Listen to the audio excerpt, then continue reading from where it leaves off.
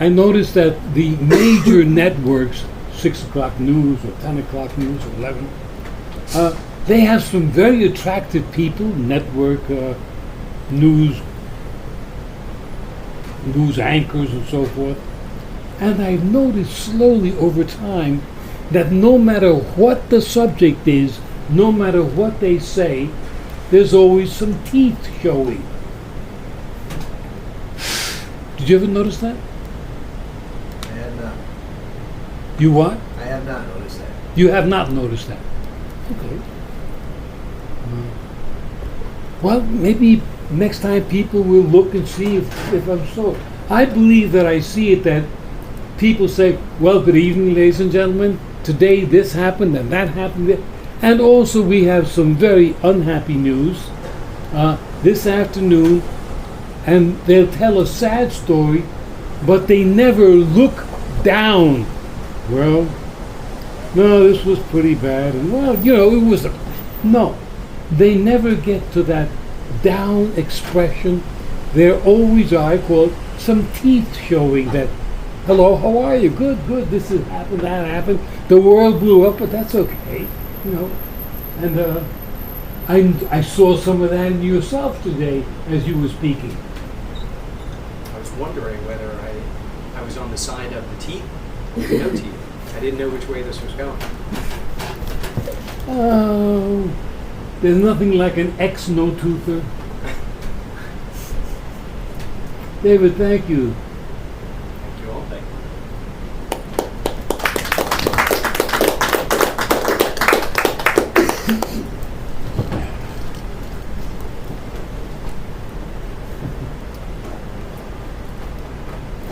you. Ooh.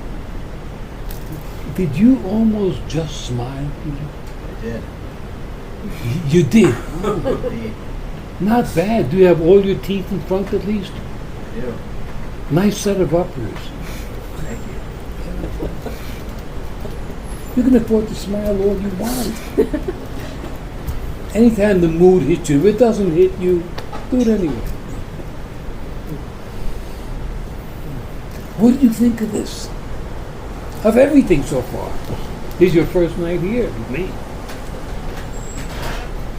Many ideas that this man is currently exploring, and has heard some that he's perhaps explored in the past. Specifically, the idea of acceptance is something that this man has been writing about recently, considering all that it means or could mean.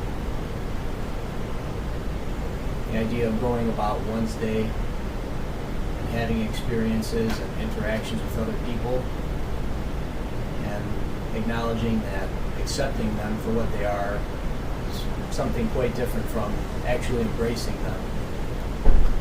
And that certainly this man has found it easier to embrace things that are what he's calling positive and nice, pleasant, and the other things that are perhaps negative or challenging or difficult are a bit more challenging for him to embrace, and he finds himself more making an effort to accept them.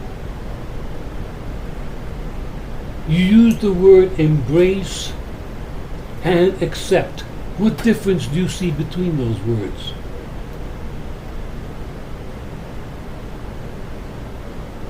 This man finds that acceptance is something he considers more like tolerance in a way. Mm-hmm.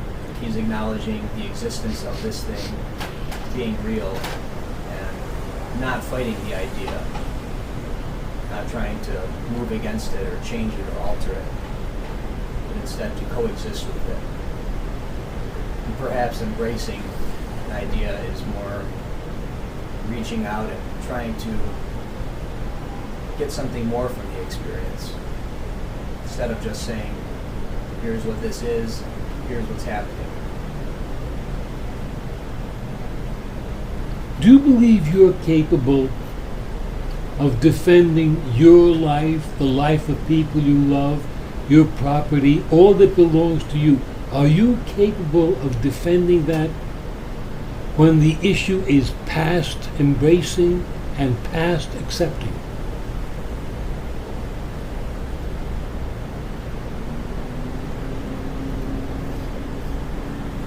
line is a bit unclear as to what that means. Anybody else clarify it a little bit? When something is unacceptable or unbearable, do you have the daring to kill for it?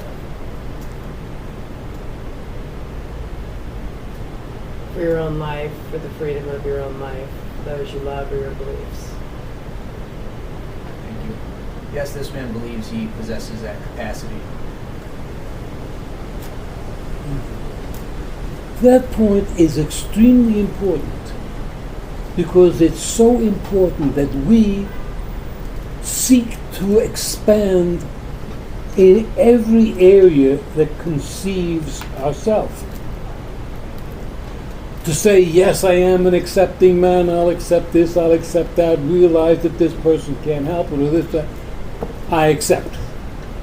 Or, gee, I agree with what this person says, I embrace what this person says.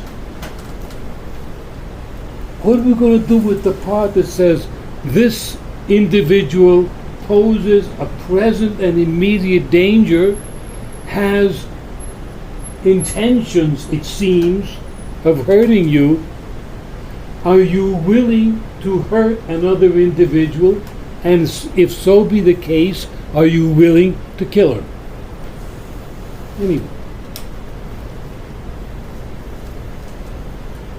So, I think this relates tangentially but appropriately to an idea that I've been thinking about for several months, and Alex brings up a good point today with acceptance, striving, and becoming.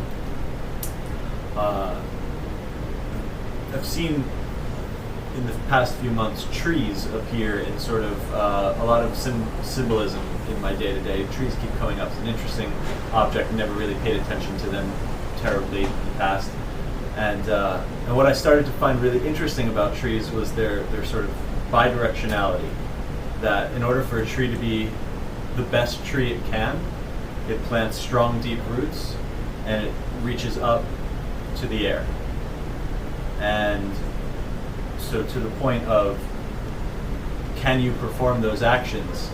I think it is asking the same question that you'd ask of a good tree, which is, are you rooted enough in the tactile reality of the situation of this life and conscious enough of what those actions could dictate in a greater sense for your essence? And can you act with that level of awareness towards both? Can you? Yes.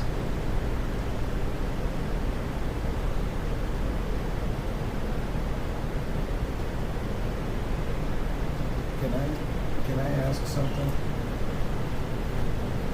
Can I ask the chair how many times since he started working has he been in a situation to have to defend his life or to be violent towards somebody else? Never, not once. Can we say then that if we mindfully present our work and practice our work and send out these intentions of joy and happiness, that then there is very little chance for us to call in a violent encounter into our lives? I can't say that. I can't say that. I have no way of knowing, but I don't feel a familiarity with that idea.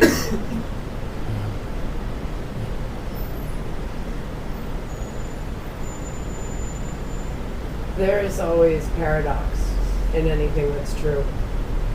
And with the celebration of what it is to be fully human, that's part of it. The willingness of knowing what all of your capacities are involves knowing that you may have to defend to your death whatever beliefs and ideas that you have. That's the promise of freedom. Freedom is not a gift, it's something you earn and you fight for and you strive for. And you have to kill parts of self. I mean, this idea of what you're going to kill to become is in the material realm, the way it's being spoken about right now, but it absolutely must exist within the internal realm, which is the idea of killing parts of yourself that do not serve you. They must go. You know, there are addictions we have that must die. There are very serious aspects to this work that can be handled with a smile after the seriousness passes. There is this idea of paradox, and it's very important to see it as both a violent and a non-violent action that occur at once. And this is a very hard thing to describe with words, but it is a feeling we all experience when we encounter anything magical, anything that is pure energy that we cannot see, that we must encounter and we must undo or create. And these two forces are constantly at work within us. This idea of dying and becoming have to happen at the same time. That's the work. If that's that inner work, it's the idea of doing away with and then the joy of creating. And it's mutable and it's constantly changing. But there is, from my experience, absolutely no way to approach all aspects of my own personality with love and acceptance being the only way that I approach them. There's, in any training, there has to be discipline as well as reward. And there has to be a balance, and there has to be a paradox, or there is too much delusion to get anywhere. It's delusional to believe that there is a way to skip through life and experience nothing but joy. It is a delusion. It will be nothing but a disappointment. I do not believe that exists.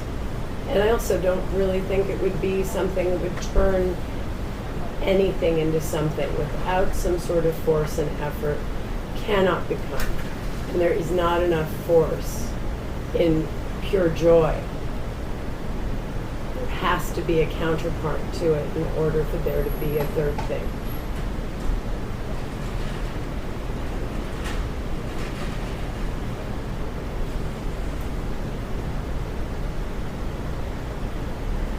In Mark's presentation last month, he spoke about the importance of parables. And the parable being a story that's set down next to the truth. Because if we were just blasted with the truth itself, its light would either be too blinding or its lightness would carry us away.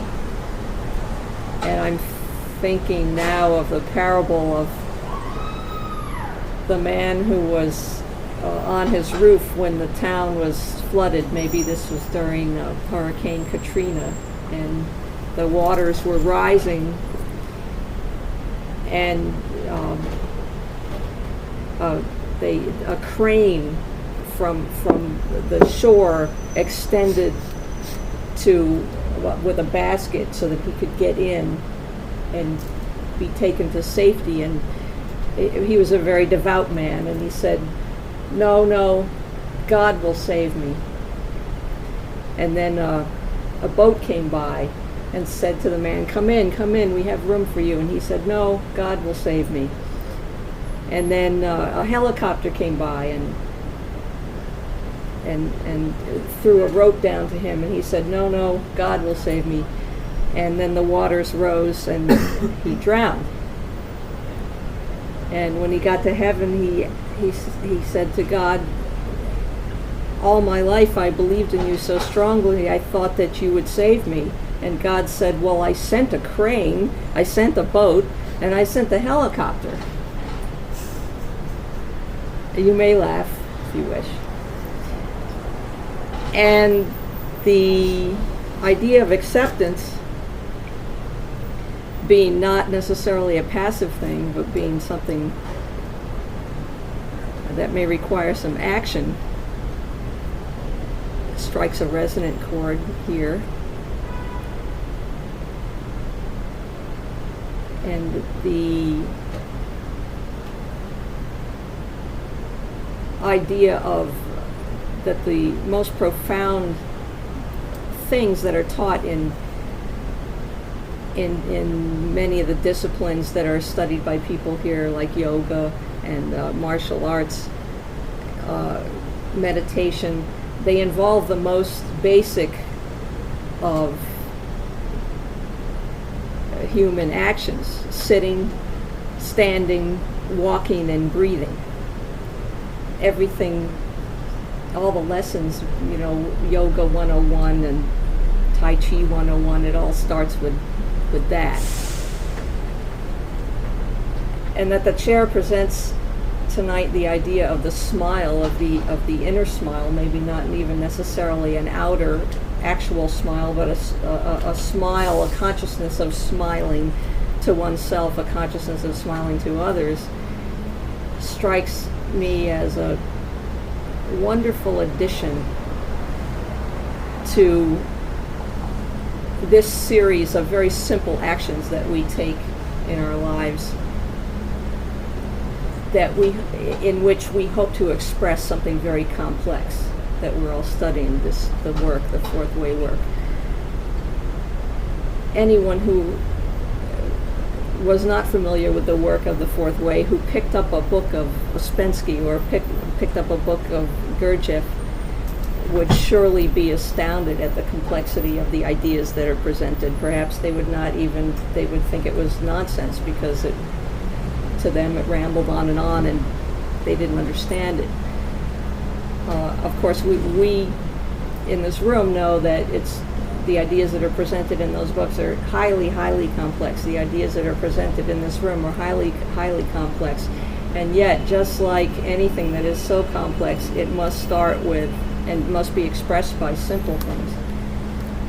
So the idea of the smile, there's really nothing more simple than smiling.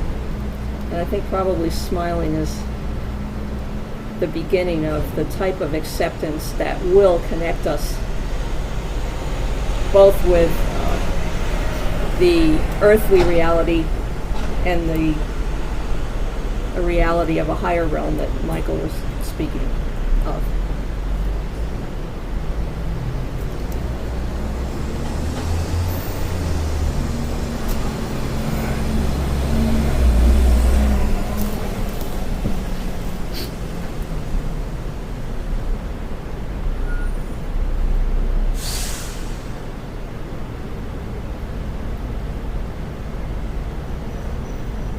As an aside, Susan speaks of the difficulties and complexities of reading thinkers like Ouspensky, even more so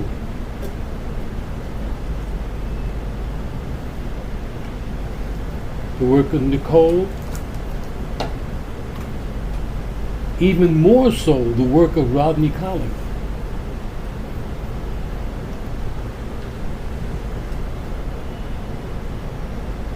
And that people may be adverse to it at first.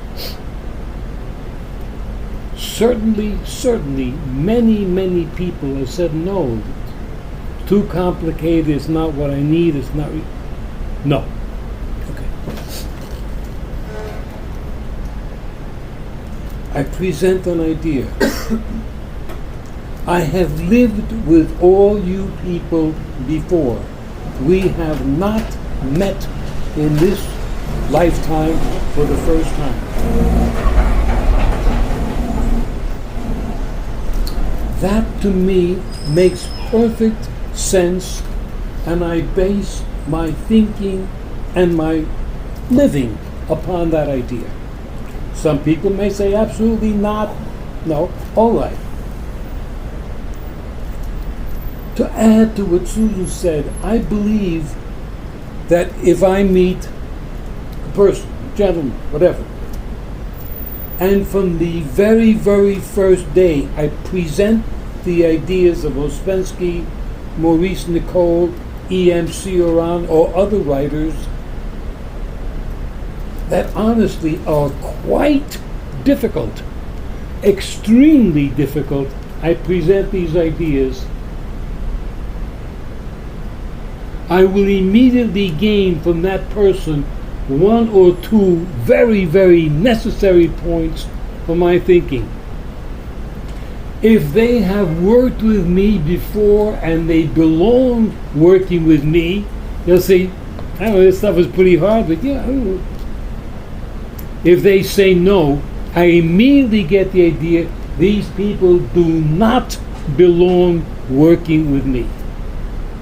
So I base everything that I have on the idea that the people that are close to me in my life, I have already lived with before. They have lived with me. You've known me, I don't know how many lifetimes, but I assure you, as far as I'm concerned, you know me. That is why you are here, and I am here. That's why I am saying to you, stay, and that's why many of you are staying.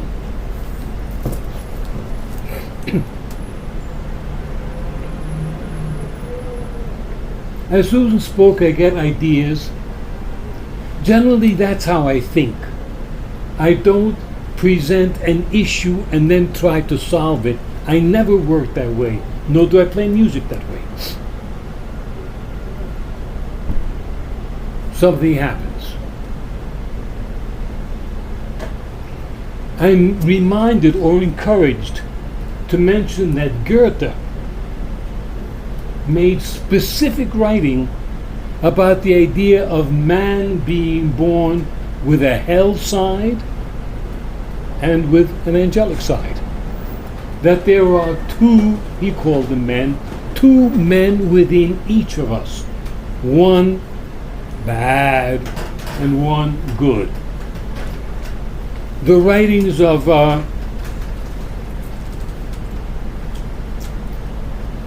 Dr. Jekyll and Mr. Hyde.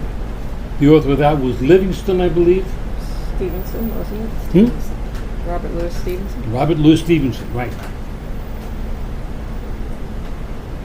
This is an example, a dramatization of what is basically a normal, regular person. One half is directly opposed to the other, as is the yin and the yang, as are any kind of balance, as are in the final sense most philosophies. Day and night, good and bad, tall and short.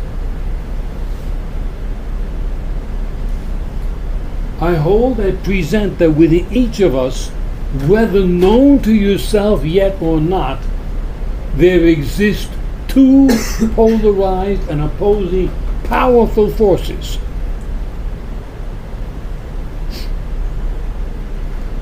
The great part of our work as a simplification, that is not really a simplification, is to bring into context these two opposing forces,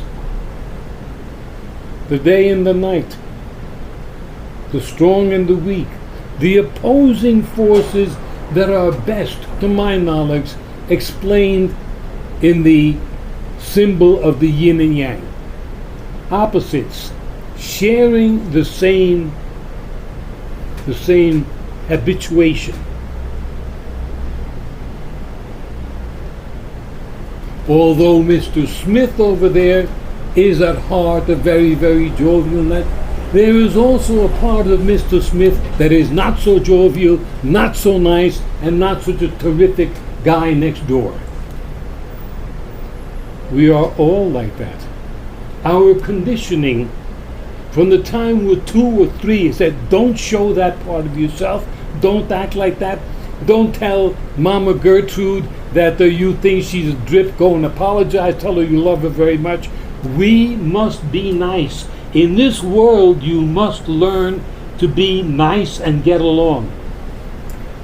That doesn't mean that this kid is going to grow up in 5 years or 10 years being nice and getting along. He's basically going to be the same guy that thinks Aunt Gertrude is a jerk. He's still going to think so, but now he will have become civilized and he won't say so. A thorough explanation of this essay is in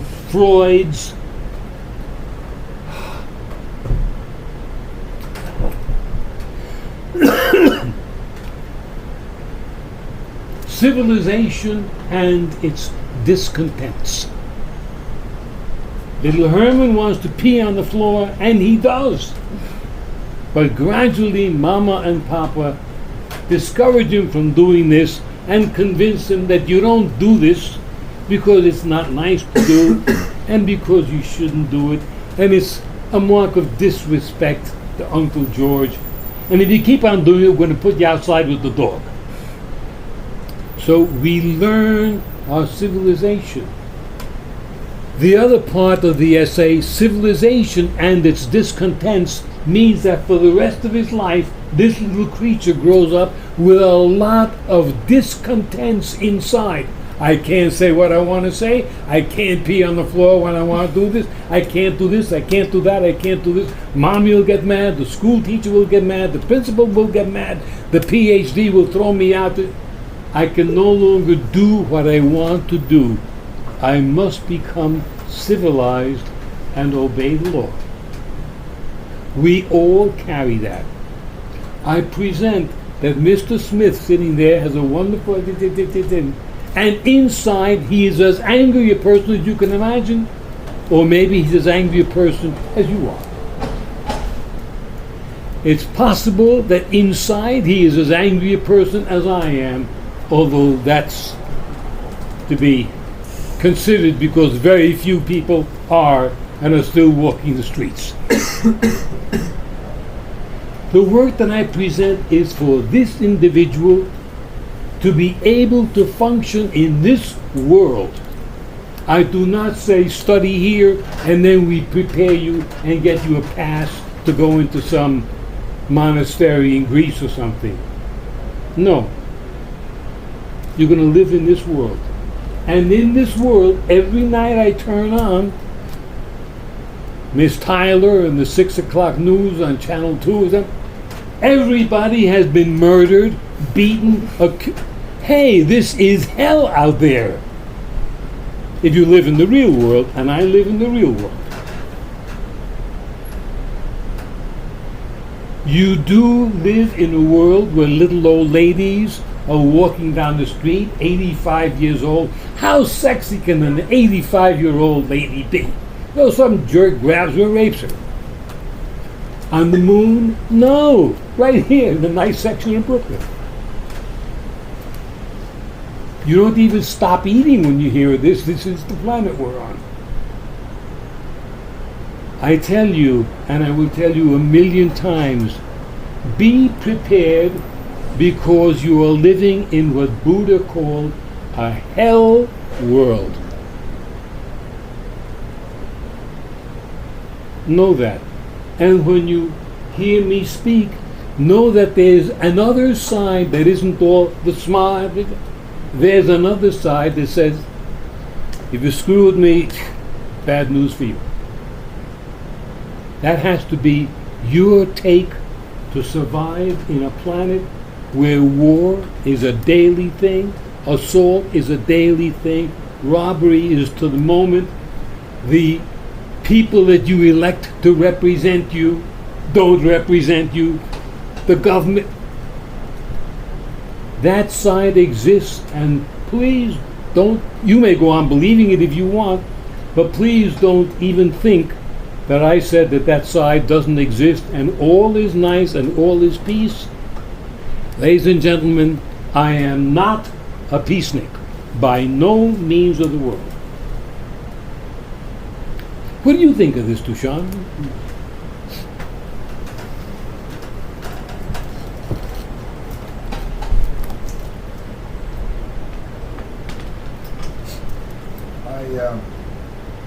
I had that idea that life has to be nice beaten out of me when I was 19.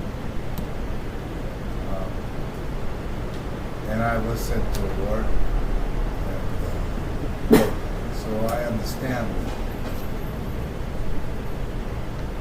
that war is the state of mind of the sleeping humanity, that they cannot think differently, so they have to solve their differences that way. I stopped believing a long time ago that there isn't somebody else who can help me except for you and myself. You to show me and I for me to do it. And but I cannot help but notice that any serious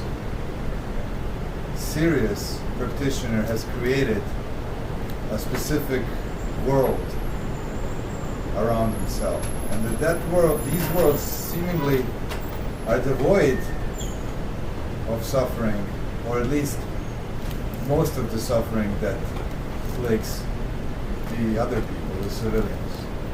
Somehow they have been able to create a world in which they can choose how much violence they can see, they can choose how much negativity they will be encountering. But it's their choice. It is not anymore an accident. It's not random. Certainly I have seen this with myself. If you think that I will not intervene if somebody tries to rape my wife or my daughters, believe me, I would. That's probably why they don't. Because you Why? can smell this in an individual, and every predator, whether he walks on 2 legs or 4, can smell it and see it, and be very aware of which is the weak lamb in the herd that's going to be tonight's lunch, and which is not going to be lunch. Thanks. So remember that all the words that are presented here, there are other parts of people, other parts of yourself that are encompassing of an entire picture, and you will be living in that world. You are living in that world. This is that world. When we say accept it, I don't mean, oh yeah, okay, great, that's beautiful. I mean it for me in the sense, this is hell. I accept it because I know that it's there. I prepare myself to defend myself. And that's the world around me. And I'm living in this world. I was born into this world. This is my life. That doesn't make it any nicer. It is what it is. There's another aspect with which it's really, and it ties into prayer, and it ties into the capacity for the potential of nonviolence, and that is through prayer and through conscious contact with what we cannot see. There is the capacity to create an alliance with the invisible and to be protected and to actually create a nucleus, a world around you that is full of other people who also believe this and who also cultivate this. And then your suffering is reduced. You don't react to what is happening around you in the same way because you are able to accept it. And you don't feel fear about predators because it's not just you and them, it's you and your guides and those that protect you, and your 6th and 7th and 8th senses that can alert you to things. It's the development of a mind that and a soul that has the ability to sense and also repel things that aren't good. And this is something that I'm certain exists because I experience it in every day. I've experienced it in my life in powerful ways, in different moments. I've experienced it with timing and just going through the normal pace of the day and escaping being in the World Trade Center that morning.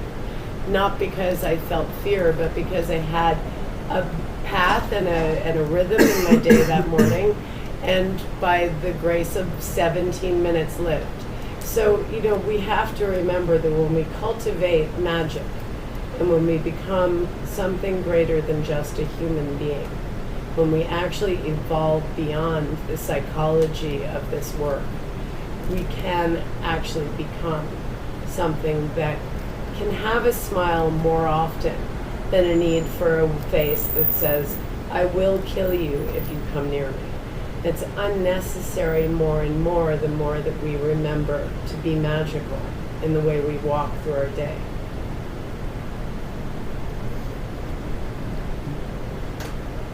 Again remembering, thank you. Again remembering that our meeting, our work together as a community, if there are 15 of us here, there are 15 various points of view to every situation. I accept this man's work, I applaud it.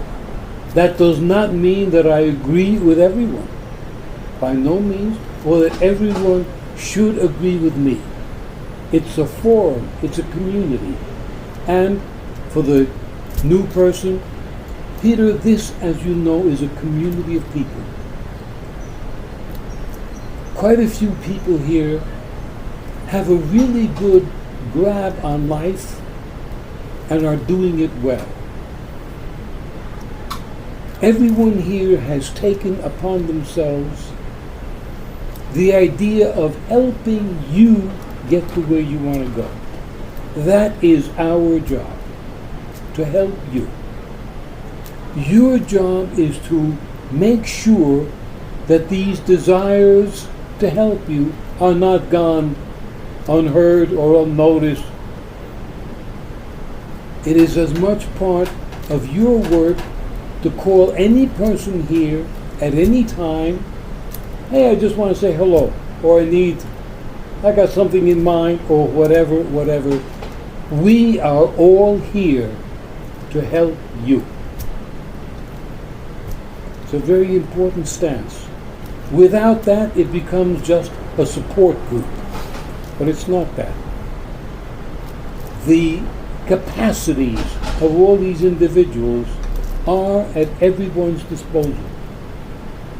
I often say, something to do with investment, with business, call Albert, he's the king of this stuff.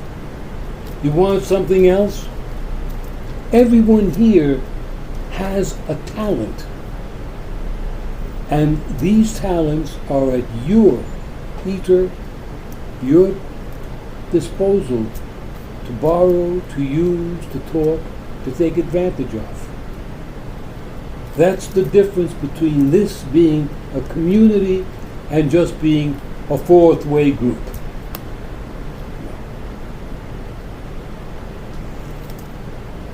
Am I coming out good? So, Not coming out. excellent. Excellent. Excellent. Then I'll take 6 wallet sizes. Any further commentaries of anyone? Hello there. How are you? I'm well. Let there be light. Yeah, it's good to hear about how the group is here to help everyone. Just soaking it in and hearing what everyone does here really gives a lot of confidence in what's possible. And Mr. Gill has suggested to me, 3 years ago, try something different, try martial arts. Sue suggested a certain place to go to. And the idea of being able to defend oneself, it's not that I've ever done it, or really ever get into fights, I never have. Just the last few times there's been a confrontation, the absence of fear when someone had walked up to me was magical. And having someone this close away, just feeling like, it's going to be okay, and then it just walked away. That was magical in its own sense. And the idea of approaching things with joy or not, and what the chair had said about being able to lift more weight in a certain sense. Often when we go snowboarding, we would talk about, we would go down the same run or do the same thing, and how one day it feels like you can rip it up, and one day you can't. And it could be a matter of 10 minutes where you go to the park and you see a jump, and you feel like you can take it or not. And what's really the difference? It's just 10 minutes. You're the same body, the same thing. And that attitude of approaching things with joy or not, like when I go do a workout or I'm going to lift weights, I think, oh, here I go again, and I become mechanical, because that weight of gravity already predicts what the next hour or two will be. and Mark mechanically walks through it. But if I approach it with joy, it's almost like my vision on the periscope goes like this. Anything is possible, and it allows me to tap into something that wasn't there before. And I realize I'm not a fortune teller. I don't know what's going to happen. A few weeks ago, I went on a hike in Maine, and just as had that approach that this is going to be fun, it's going to be great. And I came across a river, and it was no longer a bridge. It was supposed to be a spider bridge. Walk this way, walk this way. I asked a couple guys there, and they said there isn't one. So I thought this is a great opportunity to get wet. Just took off and just walked across the river and just didn't crab about it, and it was fun. And having the discipline as well. When I hiked up, tried to get to the top of the hill, wanted to see the summit, wasn't able to quite do it within the time. It got to be 4:45, and I thought I didn't want to get trapped out there in the dark, so it's time to turn around. And just did it. And by following that discipline, I started to run a bit on the trail, and suddenly had this bolt of energy that I'd never done. I'd always wanted to try trail running. I realized I was just doing it, and it became magical in a sense. And sometimes when I'm out there, I have the mechanical thoughts in my head. Work starts popping up, things that are going on start popping up. And by the combination of being out in nature and being on this trail and following the work and advice that had been given to me, I just started developing this mantra that this is my head, these are my thoughts. This is my head, and this is my thoughts. And I was going through the trail, I just said that to myself over and over until I just didn't have those thoughts anymore about the mechanicalness. And then I just tried to look at what was in front of me. And it was because of this attitude of joy towards it, not knowing what was going to happen. It allowed for me to start running and to develop this mantra and to connect with nature in a way that I'd never really done before. And that was really a wonderful experience. And speaking of smiling, I had needed an implant in my mouth for 9 months, and I'd gone without a tooth for 9 months. And I had found myself always partially covering my smile over the last 9 months. And yesterday when I was finally going to the dentist to do it, I thought, wow, it's going to cost tons of money. It's so hot, I'm wearing a tie. And then it just struck me, I'm going to be able to smile again. I don't pay anything for that, not to have that shyness again. And I just walked into the office beaming.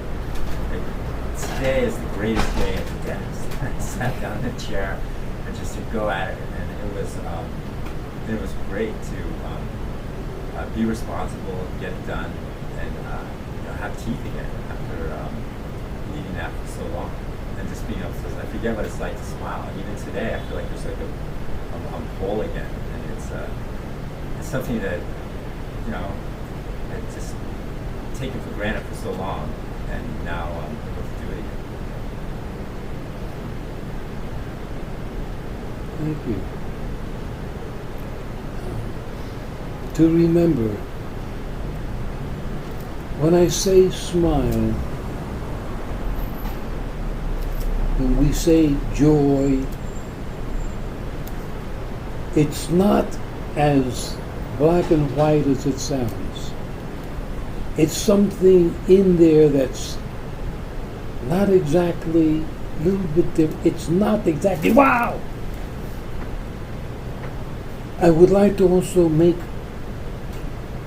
a contrast between what I'm calling joy, or what you guys would call joy, and girls would do. It's like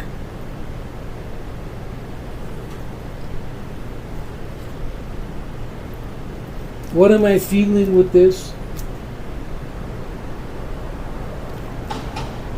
It's that, yeah, I can handle this.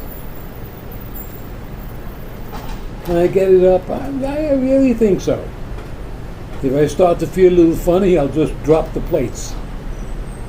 But it isn't like, yippee, this is, no, it's I can handle this, I can do this. it would have been more treacherous to use the word self-confidence, because that has been used to such a depth that it can't be spoken of anymore. But it's somewhere in there, it's a feeling, yes I can. Which was a book that Sammy Davis wrote in like 1958 or so, in there, way back. His book is called Yes I Can.